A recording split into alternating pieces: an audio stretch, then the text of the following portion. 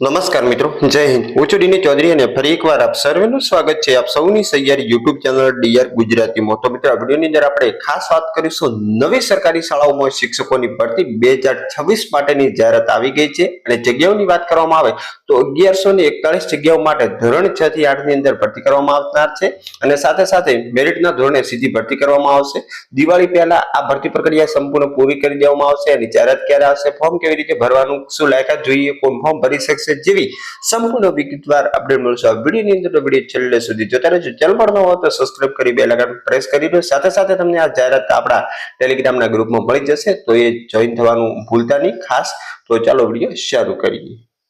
તો મિત્રો, તમે જોઈ શકો છો ઓફિશિયલ પરિપત્ર ગુજરાત સરકાર શિક્ષણ વિભાગ દ્વારા રાજ્યની સરકારી અને ગ્રાન્ટ ઇન એડ પ્રાથમિક શાળાઓ એટલે કે ધોરણ 6 થી 8 માં વ્યાયામ એટલે કે શારીરિક શિક્ષણના શિક્ષકોની 1141 જગ્યાઓ પર SAT જે પરીક્ષા લેવાઈ હતી એના દ્વારા સીધી ભરતી અને વય મર્યાદામાં છૂટછાટ આપવા બાબતેનો ખાસ પ્રસ્તાવના છે।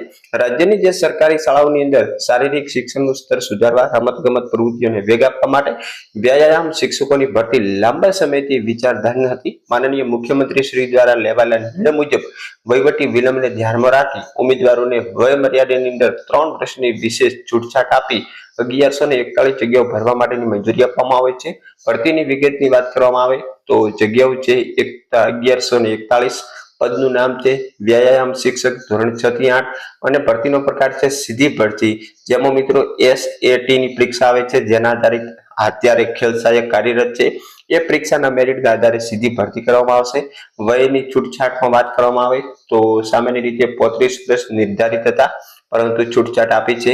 સામાન્ય પુરુષની અંદર હવે જે CM દ્વારા 3 વર્ષની છૂટછાટ આપી છે અને કેટેગરીની પણ છૂટછાટ છે। સામાન્ય પુરુષની 38 છે, અનામત એટલે કે SC ST OBC EWS માટે 43 છે, સામાન્ય મહિલા માટે 43 અને અનામત મહિલા માટે 45 વર્ષ સુધીની જે વય મર્યાદા રાખવામાં આવી છે।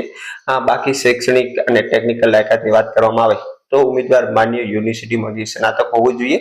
સ્નાતક પછી તમે CPED, BPED અથવા તો DPED ની પ્રોફેશનલ લાયકાત ધરાવતા હોવા જોઈએ અને એના પછી જે રાજ્ય પરીક્ષા બોર્ડ દ્વારા SAT ની જે ફિઝિકલ એજ્યુકેશન માટેની પરીક્ષા હોય એ પણ પાસ થયેલ હોવી જોઈએ। પગાર ધોરણની વાત કરવામાં આવે તો 5 વર્ષ સુધી તમને ફિક્સ પગાર આપવામાં આવશે અને 5 વર્ષ પછી તમને જે પગાર ધોરણ પે મેટ્રિક્સમાં સમાવવામાં આવશે અને આની ભરતીની શરૂઆત ટૂંક સમયની અંદર કરી દેવામાં આવશે। હાલ અત્યારે આને લગતી સંપૂર્ણ જે પ્રક્રિયાઓ ચાલી રહી છે। ગુજરાતમાં વ્યાયામ શિક્ષક ભરતીને લઈને મોટા સમાચાર। ઓગસ્ટ મહિનાથી આ ભરતી પ્રક્રિયાઓ શરૂ થશે અને દિવાળી સુધી આ ભરતી પ્રક્રિયા પૂર્ણ કરી દેવામાં આવશે। આગામી 2 મહિનાની અંદર નવા નિયમો નક્કી કરી અને ઓફિશિયલ જાહેરાત કરવામાં આવશે। 500 થી વધુ વિદ્યાર્થીઓ જે શાળાઓ ધરાવે છે એની અંદર આ શિક્ષકોની નિમણૂક કરવામાં આવશે। ઓછી સંખ્યા ધરાવે ત્યાં ખેલ સહાયક અત્યારે જે છે એ કાર્યરત રહેશે। શિક્ષણ વિભાગ દ્વારા ભરતીની તૈયારીઓ અત્યારે શરૂ કરી દેવામાં આવી છે। લાંબા સમયથી જે પણ મિત્રો SAT ની પરીક્ષા પાસ કરી રાહ જોતા હતા એમનામાં ખુશીના સમાચાર છે। રમતગમત ક્ષેત્રે વેગ આપવા માટે રાજ્ય સરકારનો ખૂબ જ મહત્વનો નિર્ણય કહી શકાય। તો આ ભરતી પ્રક્રિયાની સંપૂર્ણ વિગત તમને આપણી યુટ્યુબ ચેનલ ડીઆર ગુજરાતીમાં મળતી રહેશે, તો સબસ્ક્રાઇબ કરવાનું ભૂલતા નહીં અને ફરી મળશું નવી અપડેટ સાથે નવા વિડીયોની અંદર। ત્યાં સુધી જય હિન્દ, જય ભારત, થેન્ક્સ ફોર વોચિંગ।